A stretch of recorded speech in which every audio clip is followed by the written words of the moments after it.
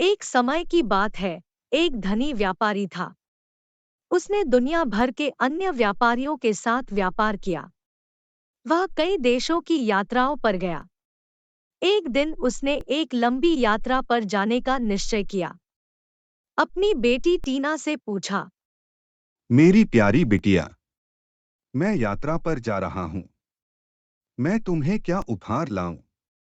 टीना ने जवाब दिया।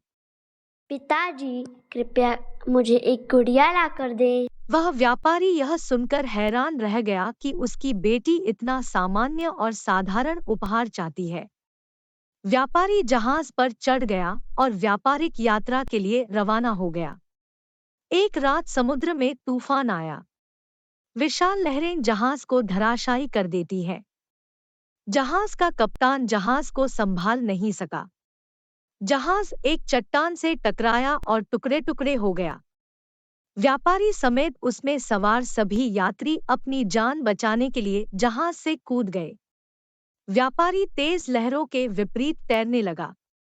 वह भाग्यशाली था कि वह सुरक्षित रूप से एक द्वीप पर पहुंच गया। द्वीप सुनसान लग रहा था। मानव बस्ती का कोई संकेत नहीं था। जैसे ही व्यापारी द्वीप के चारों ओर चला गया, उसे एक जगह दिखाई दी। व्यापारी हिचकिचाते हुए महल में दाखिल हुआ। यह अच्छी तरह से सुसज्जित था और वहां सभी सुख सुविधाएं उपलब्ध थी। व्यापारी ने रसोई में प्रवेश किया और विभिन्न प्रकार के व्यंजनों के साथ एक मेज रखी हुई देखी। उसे भूख लगी थी और इसलिए उसने भरपेट भोजन किया। थके होने के कारण वह जल्द ही सो गया। अगली सुबह व्यापारी उठा और तैयार हो गया। उसने खिड़की से बाहर देखा और सुंदर गुलाब, गेंदा, चमेली और कई अन्य रंग-बिरंगे फूलों से भरा एक प्यारा बगीचा देखा। वहां लंबे और छायादार पेड़ भी थे। व्यापारी बगीचे में गया। वहां टहलते हुए उसने एक छोटा कमरा देखा और अंदर चला गया। कमरे में एक शोकेस में कुछ सुंदर गुड़ियाएं प्रदर्शित थी। व्यापारी ने अपनी बेटी के बारे में सोचा और एक गुड़िया के लिए उसकी बात को याद किया। उसने शोकेस से एक गुड़िया निकाल लिया। लेकिन एक चमत्कार हुआ।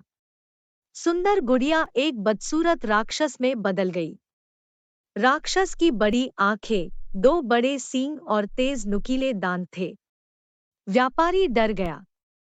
राक्षस ने कहा, अरे मूर्ख, यहाँ से गुड़िया ले जाने का गंभीर अपराध किया है तूने।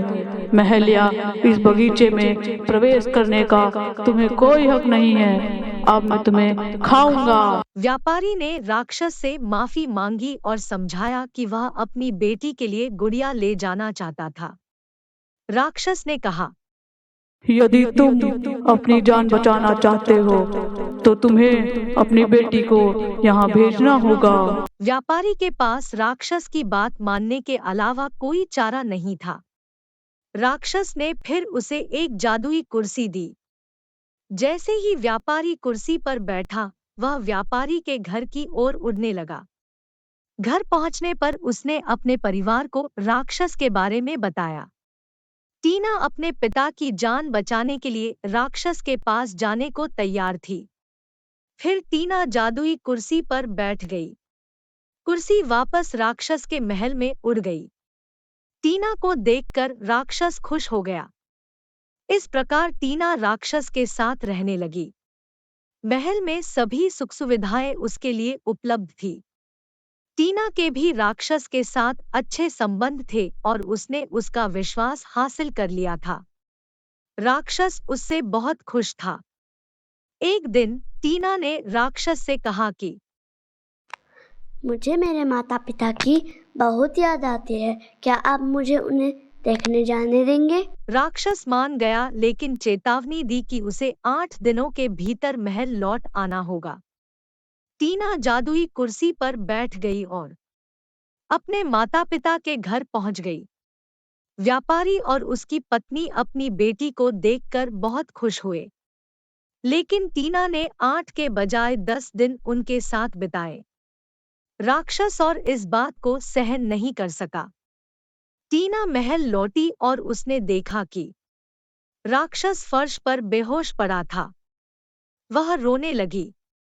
उसका रोना सुनकर एक परी उसके सामने प्रकट हुई और बोली, टीना, अगर आपके आंसू इस राक्षस पर गिरे तो चमत्कार होगा। तुम निश्चित रूप से खुश होगी। टीना जाकर राक्षस के पास खड़ी हो गई। जैसे ही उसके आंसुओं की कुछ बूंदें राक्षस के शरीर पर पड़ी, वह एक सुंदर राजकुमार में बदल गया। राजकुमार उठ खड़ा हुआ। वह खुश था कि आखिरकार श्राप समाप्त हो गया। प्रिंस और टीना जादुई कुर्सी पर बैठ गए और टीना के घर आ गए। टीना के माता-पिता उसे देखकर बहुत खुश हुए।